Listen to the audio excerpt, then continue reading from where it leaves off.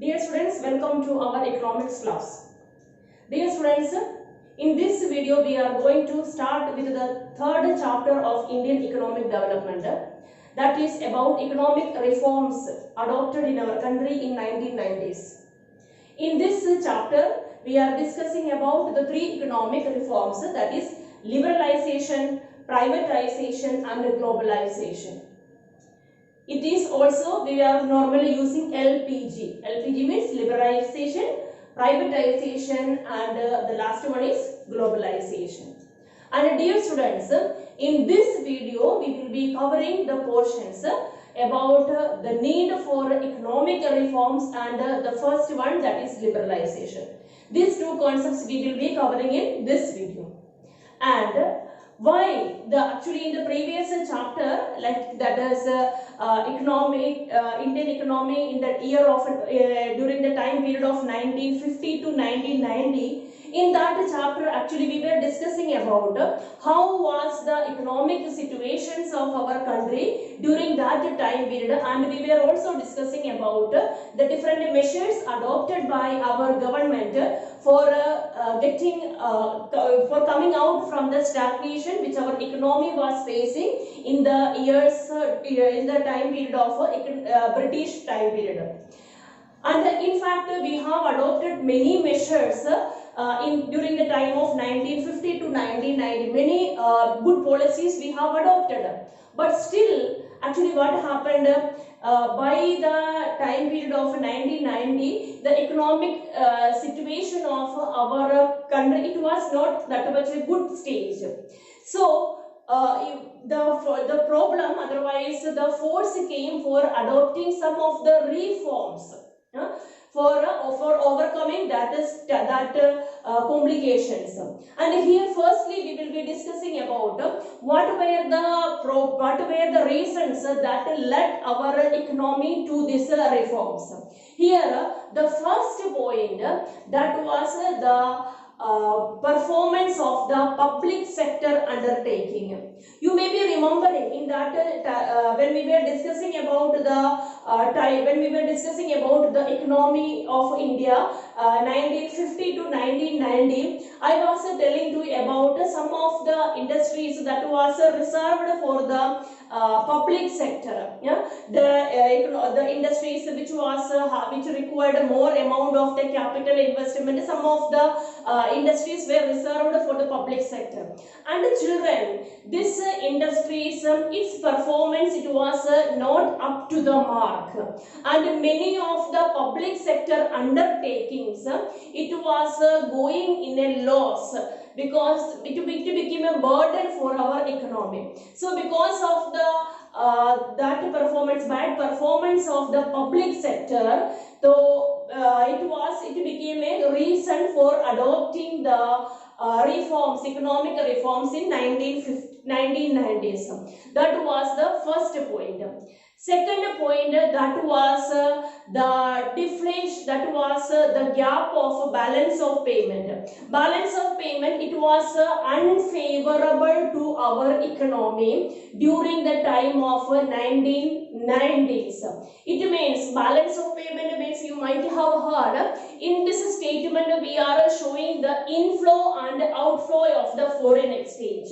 Inflow means to our country, from the foreign country the foreign exchange is flowing. Outflow means we are paying more to foreign paying more to abroad. Children, in 1990s, during that time actually more amount of the flow, actually it was outflow. Matlab, we were receiving less amount of the foreign exchange and more amount of the outflow of the foreign exchange was there. And another one, it was the budget deficiency. Budget deficiency, here that is discussing that actually main sources of income for our economy, it was a taxation, but actually how much amount revenue we are receiving from the taxation more than than that, we were having the expenditure. In the budget means we are showing the income and the expenditure we are showing.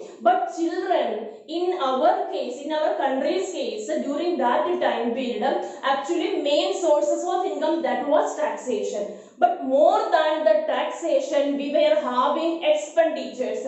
Expenditures, we can say it may be we were spending more of money for the removal of the poverty. Otherwise, our economy, it was spending more amount for the education sector, more amount it was using for the removal of the unemployment rate, maybe for the upliftment of the health sector. So from these type of the investment like education, otherwise poverty removal, otherwise unemployment removal, health sector development, actually all of a sudden from that we are not getting the outcomes, output we all of a sudden we will not get. So because of that, what happened, but government actually it is its responsibility to spend money for on these sectors. So of course the government was spending money on these sectors, but what happened, its expenditure was more but income was less. So right till now I told you about 3 points for the adoption of the economic reforms. The first one, that was the less performance of the public sector undertakings, PSUs, okay, public sector undertaking. Second one, that was I told you about the budget deficiency, and the third one, that was the unfavorable balance of payment. And now the fourth point, that is about foreign exchange reserves. Foreign exchange reserve is required when we are importing items from other countries. During that time period, by the end of 1980s and early 1990s, the situation of India's foreign exchange, it was very less. Even it was not able to purchase the item, required items like petroleum and all. Some of the items are there that we were importing from other countries. So it was very less. Foreign exchange reserve was very less. So that became another reason for the adoption of the economic reforms. And the last point, that is inflation. When the economic development, it was very less, children, as a result of that, what happened, the economic growth, when the economic growth is less, as a result of that, the price of the items increased a lot, and it lead to the stage of inflation. And inflation, and it was very important to reduce, to control the inflation. Inflation means the price of the very required items, very important items, it is shooting up. So because of these 5 reasons, it was the requirement of that time, like in 1990s, to go for, otherwise to adopt the economic reforms. Okay children, so which are the 5 reasons, which are the 5 reasons which forced our Indian government to go for, otherwise to adopt the new economic policy? The first point, that was public sector undertakings performance. Second one was the budget deficiency. Third one, it was unfavorable balance of payment. Fourth one, that is decrease in the foreign exchange reserves. And the fifth point, that is inflation. Okay students, so kindly learn these 5 points.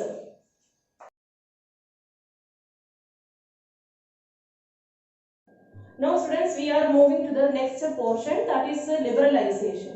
Liberalization means, that is all of you may be already knowing, that is the removal of different type of trade restrictions which you have studied in class 10th economics also. Here we are discussing that. See, when our country was facing different type of the economic problems, in the year of 1991, we are adopting two international institutions for financial aid. The two financial institutions, one is World Bank and another one is International Monetary Fund, IMF.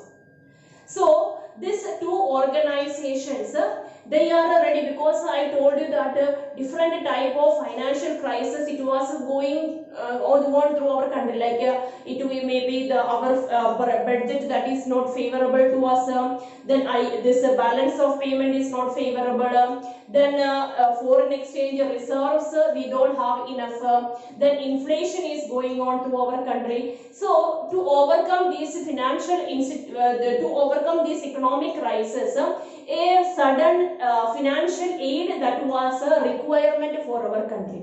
Then we are then we are approaching the two international organizations, as I told to you just now, the IMF and World Bank. And these two organizations, they are willing to give us the required amount of financial support. They are ready to provide. But they have put forward some of the conditions. The first condition that was to remove the different type of restrictions which our economy that is following, and another one that was to make this was one of the point, like before, actually you people also know that during the time period of 1950 to 1990 we were following that import substitutions, and we were having some of the quota for importing the items from abroad.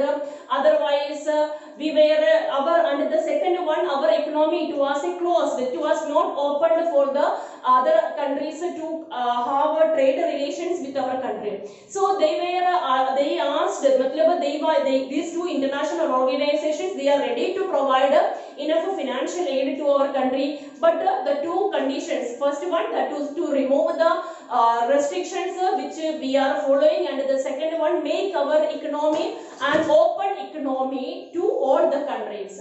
Then due to our that times situations, we accepted that. And in this stage, here we are discussing about the three economic reforms: liberalization, privatization and globalization, this LPG policies. And students, we will start with the liberalization. And liberalization, as I told to you, that here the removal of different type of restrictions what we were having in our economy, we removed, and even the government's role also reduced as a result of this liberalization policy. And students, this liberalization we are implementing in 5 segments we are implementing. The first one, that is industrial sector reforms. Second one is financial sector reforms. Third one is tax reforms, otherwise fiscal reforms. Fourth one is foreign exchange reforms, and the fifth one is the trade and investment reforms. So in 5 sectors we implemented this liberalization, that is industrial, the second one is financial, third one is tax reforms, otherwise fiscal reforms, and the fourth one is foreign exchange reforms, and the last one is trade and investment reforms. Now I will be giving a briefing of all these 5 sector reforms. In the first one, industrial sector reforms, you know that actually before we were having the policy what we were following, according to that, for the licensing, for getting the license of if we wanted to start the industry, that license should be ready. It was very requirement. Now according to that, the de-licensing is means implementing. And another one is the importance of public sector undertakings, importance of PSU reduced. Then import this small scale industries. Some of the small scale industry means some of the industries that was reserved only for the small sector reforms, that also removed. So these type of some of the reforms that introduced in the introduced in the industrial sector. Then the second one is financial sector reforms. When we are discussing about the financial sector reforms, one of the very important point that is the role of the RBI changed. Role of the RBI means before RBI, like a financial sector means different type of the commercial banks, otherwise stock exchange, then this mutual funds. These are all these type of the institutions are coming in financial sector reforms. Then children, and all these institutions which are coming under financial sector, that is controlled by RBI. Now before means RBI was having too much important role here in the financial sector, but after the liberalization, what happened? The role of the RBI reduced, and before it was a regulator, and now it became to the role of a felicitator. Okay, that is one point. Now children, another points related with this financial sector reforms, we can say that the RBI, another point we can say that now like we started to welcome the what we are saying, foreign investment, foreign institutional investment we started to welcome, and many foreign banks they are coming to our country. They are here investing also, and also if the private banks wanted to start their new branches, for that also formalities reduced. Now the third one, that is about tax reforms. Tax reforms, here mainly we are discussing 2 points. Number one, that is in the reforms in the area of direct and indirect taxes.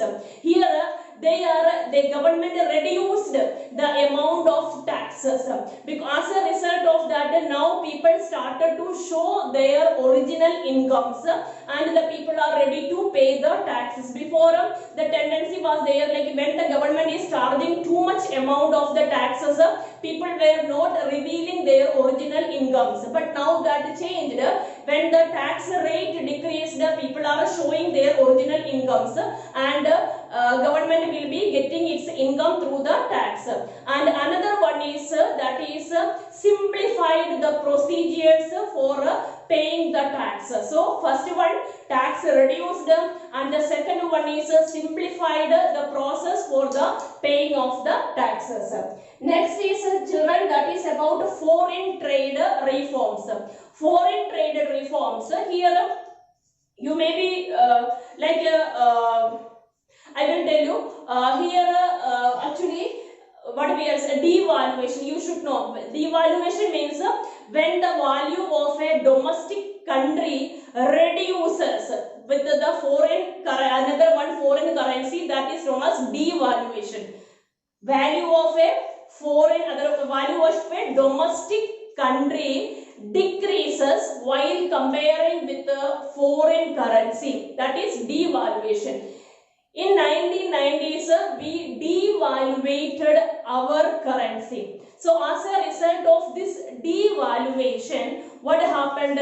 Now many foreign countries, they are coming and purchasing items from our country. It helped devaluation of our currency, helped for increasing the export. So when we are exporting more amount to other countries, our items, when we are exporting more, it is a source for getting the foreign exchange. So that is one point. Then the second one is here we get another one is that is a flexible exchange rate system introduced. Flexible exchange rate system introduced means on the basis of the supply and demand, the value of the currency will be varying. So we introduced the flexible exchange rate system also, and there is the role of the RBI. RBI will be there as a moderator, as a regulator. RBI will be there. So that is about foreign trade. So which are the points in foreign trade? One is we are devaluating the Indian rupee. We are devaluating the Indian rupee. Why we are doing that? Why we had done that? Because when the value of the currency when the value of the currency decreases, as a result of that, other countries will be increasing their purchase. Otherwise, our export will be increasing. As a result of that, we will be getting more amount of the foreign exchange. And the second one is that is flexible exchange rate system introduced. And the last is about trade and investment policy. Trade and investment policy, here we are discussing that removal of the quantity, how like you may be remembering when we were discussing about the chapter of 1950 to 1990 Indian economy, I told you that we have decided quota, how much amount of the quantity we will be importing from other country. There was a quota for this importing. Now that quantity we removed. Okay, removal of the quantity of this import, that was one point. Second one is for importing license was required, so that import license that is also removed. And the third one is when what is that tariff that reduced, because before that means actually like during before 1990s, if a country if we wanted to import some items from other country, then for that high amount of the tariff, otherwise tax, we used to charge. But now like in 1990s when we introduced this system, as a result of that tariff rate also reduced. So children, that's about for this portion. That firstly we discussed about what were the reasons for adopting the new economic policy, what were the causes that lead to the adoption of a new economic policy, and here we discussed about the liberalization, in which areas we introduced, otherwise different sectors where we introduced the liberalization. So that's all about this class.